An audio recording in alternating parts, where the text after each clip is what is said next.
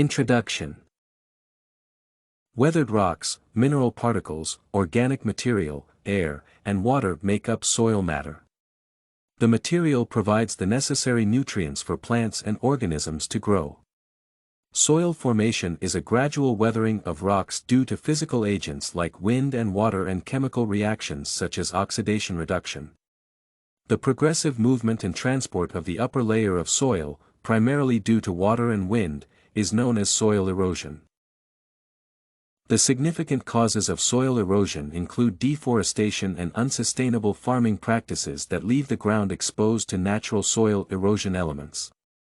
The soil horizons are labeled OR from top to bottom and include the humus layer, accumulation layer, subsoil, regolith, and bedrock layer.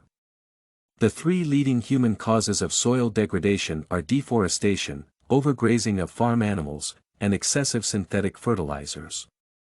Deforestation deprives the soil of nutrients and binding elements provided by fallen leaves, leading to erosion.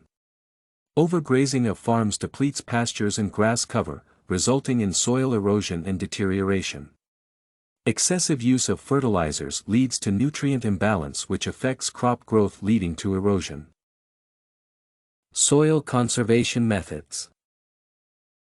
Contour farming entails growing crops parallel to the land in slope territories to prevent soil erosion by slowing water flows down the slope. No-till farming entails leaving crops at the farm at the end of the season, thus helping to prevent erosion.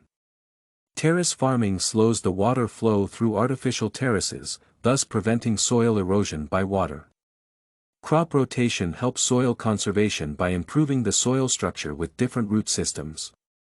Planting cover crops helps avoid bare soils and prevent soil erosion due to bare land. Strip cropping entails combining low-growing crops with high-growing crops to act as wind protection against soil erosion. Reflection on healthy soil and climate change. Soil is an essential aspect of agriculture as it provides plants with the nutrients, water, and oxygen they require to grow. As a result, healthy soils are a prerequisite for healthy living based on the quality of plant nutrients in foods people consume. Plant nutrients make up most of the human diet, thus, the lack of these nutrients from foods grown on barren soil can significantly affect my health. Healthy soils are a significant factor in reducing the effects of climate change as they store more carbon dioxide. Carbon dioxide is a harmful gas that degrades the environment when in large quantities. Soil rich in nutrients can break down carbon into vital minerals, thus reducing climate change's effects on human life. Healthy soils serve as net subtractors of carbon to the atmosphere, increasing oxygen supply and improving quality of life. My most significant contribution is activism to demand the switch to farming practices that promote soil health.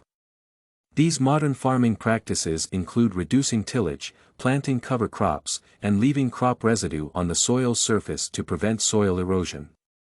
In addition, planting trees is a viable way of reducing the greenhouse gas effect as plants appropriate the gas from the atmosphere. Community service to help plant trees can help in increasing forest cover and reducing the impact of climate change. Conclusion. Soil is an integral part of human life as it determines one's quality of life. The health of the soil is reduced by erosion and degradation due to human activities, including unsustainable farming practices and deforestation.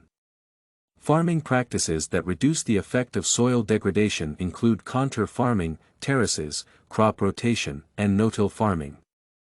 Activism associated with planting trees is a viable way one can reduce the effect of soil degradation and climate change. You can find this and many other essay samples on our website, studycorgi.com.